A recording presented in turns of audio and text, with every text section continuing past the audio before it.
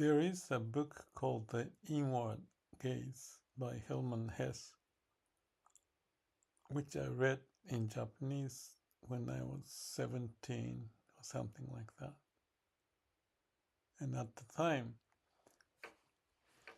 I didn't know anything about him, but I was so attracted. And the bottom line of this is that he has so much influence from Buddhism, and that inward gaze, I just remember the title of it. I don't have the book anymore. But I read most of, I think pretty much all of Hermann Hesse's book, one after the other.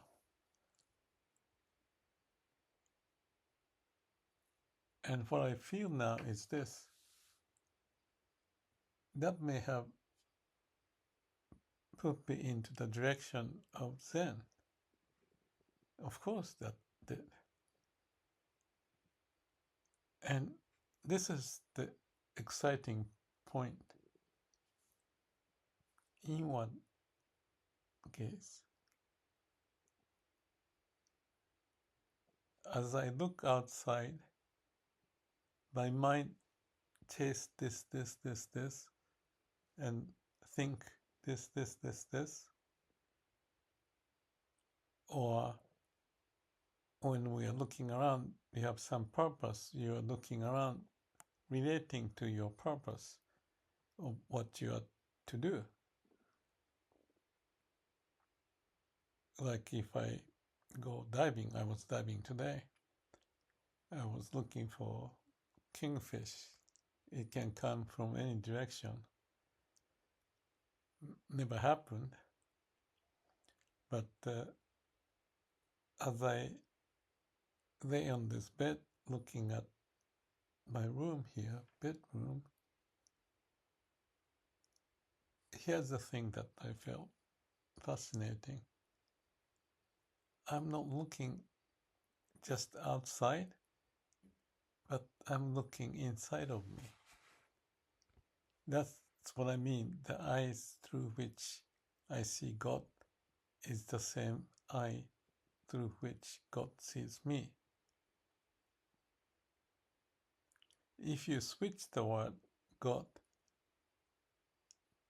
the eyes through which I see outside, and when I'm seeing outside, my mind may be calm, but typically I'm always thinking something. But that's actually may not be the case because I'm comparing to the time when I was thinking and when I'm not thinking. There's a difference of how I see the world. When I'm not thinking and just looking around, there's something else. And I was wondering about it. But when I tied to this title of the book, Inward Gaze, I think that was the name of the title. In Japanese, it's a little different. The path to the inward or something like that. But yes, Inward Gaze is the title of his book. But I'm taking the word as if I'm looking inward. And I never thought like that. And that's fascinating because I feel it. Emptiness, inside is empty. That's why I can relate to me empty, no thinking, and when I'm in the samadhi state with my eyes open,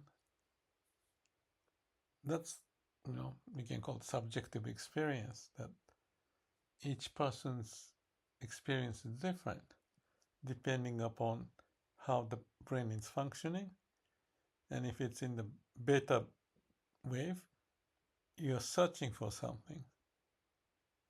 You're searching what to do, like remembering the name of the vegetable or whatever. And when I think about, oh, what's the name? Then I go like this and I move around. So I'm searching something outside. And when I think about this thinking process and also trying to construct a sentence or come up with a word, my eyes move around and looking outside. But in the state of samadhi, no thinking, no ego, no self, there's no movement of my eyes as I think. So what happens is that, yes, your eye is not pointing one, but looking at the whole.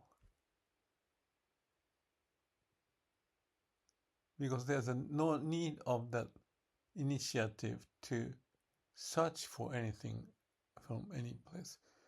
But without the samadhi state, when you look at it, you just think about that, this, as if everything is okay or not. So there's something going on, seeking to assure certain things. But when you are not assuring anything, means your mind is off. Like a baby looking at the world, the first time they go out of the house, let's say, they just wonder. So there's no thinking to search for anything and relate to that, the brain's functioning, but at the early age,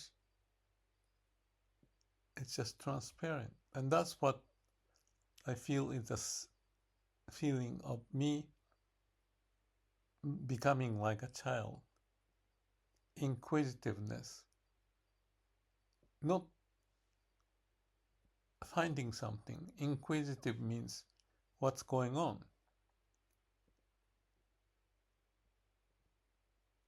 Waiting for something to speak to me. And that's the same sense of when I say listen to heart with no mind. Because if you're thinking, you can not listen to your heart. So when you are listening to your heart in samadhi, that's what happens with the eye movement.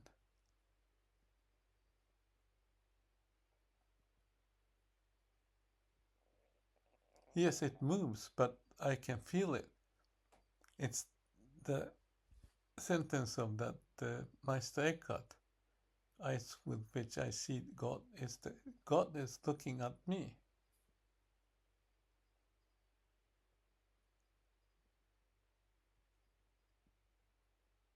And then empty, therefore, God will take over.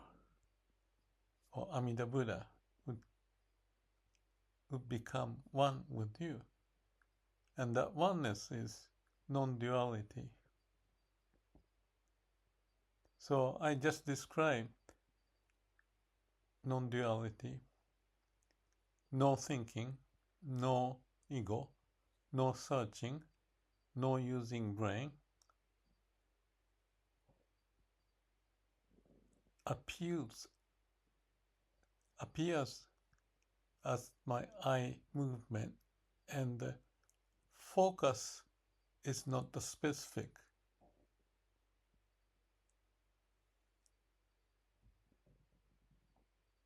Just like in meditation.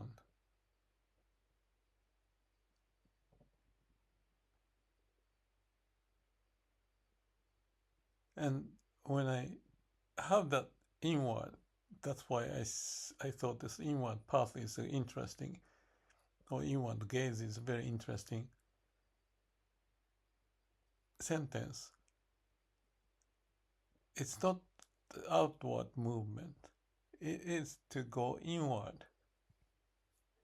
And how the Hermann Hesse come to that idea? And if this was the point he was talking, probably not, I'm just guessing, but I can interpret that.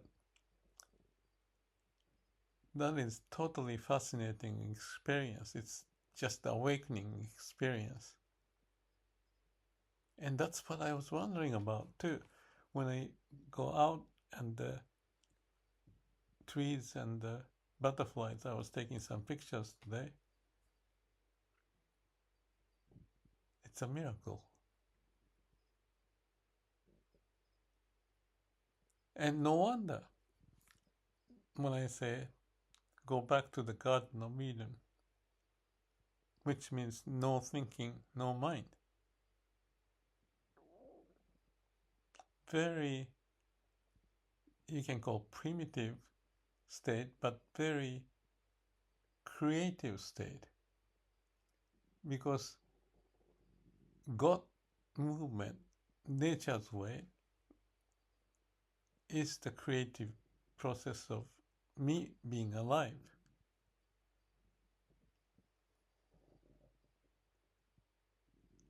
So no need to talk.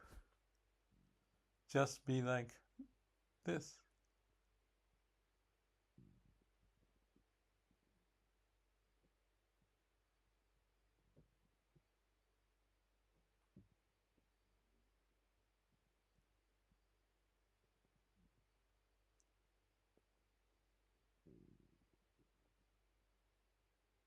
And then I feel the whole sensation within myself, that the vibration.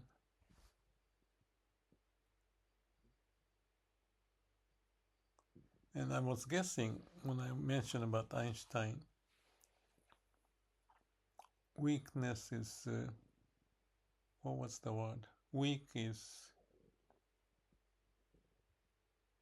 revenge or something.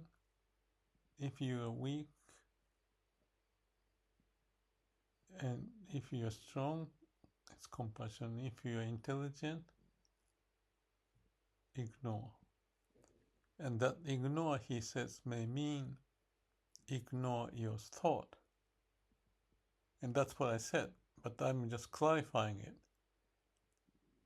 Because he's a creative person and free to explore, to know the way of the universe, to describe. And that's like a koan he's got. And he was practicing Zen koan to be intelligent, to ignore the thought.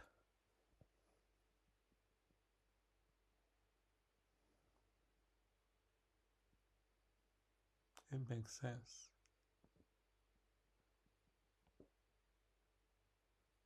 So that also corresponds to ignorance is bliss. Maybe Einstein didn't think like that, but I can relate to that. I may be good at being ignorant. And the ignorant is bright because it's oneness. Ignorant is being at the absolute state of being.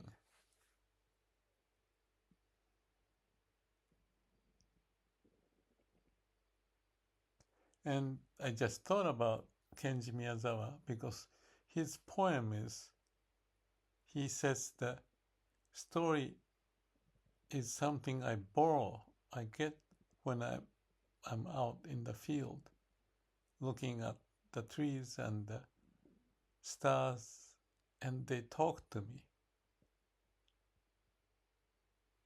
That also is ignorance of you, meaning there's no you. And you are totally open. Nothing, nothingness. And then you listen to it. So Einstein's case, is the physics equation and the movement or whatever to describe with certain formula.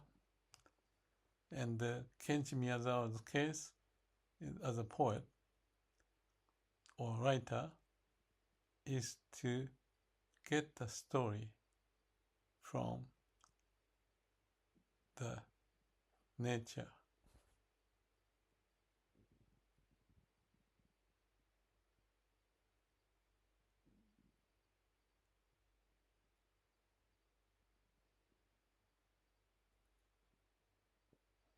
I spoke something, and maybe if there was anyone listening, maybe it's boring and you may think this guy is crazy to go into his own space trip or something.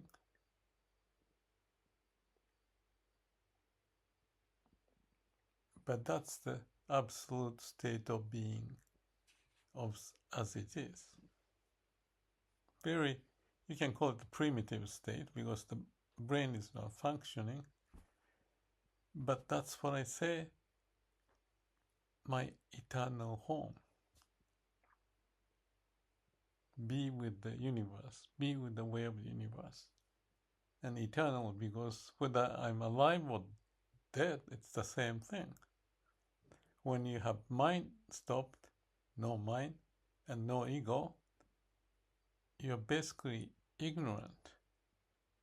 But you don't call it ignorant, you call it awakened. But awakened and ignorant is the same. It's because it's absolute state.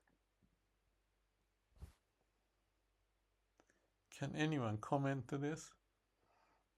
If you understand or have a question, I want to share more about this or listen to anyone if there's anyone listening to this story. I think it's very fascinating.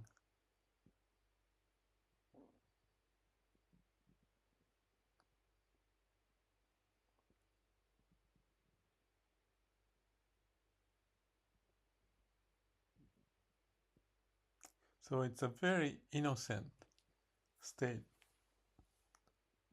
because you're like a little baby.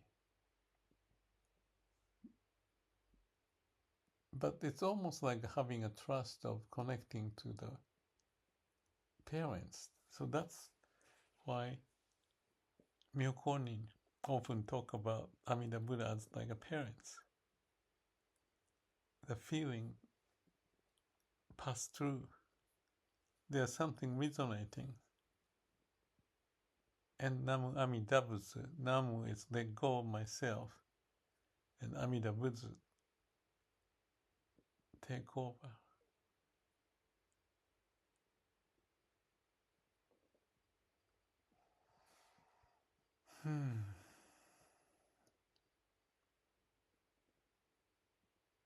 I think it's interesting. Thank you if you're listening. If you can communicate,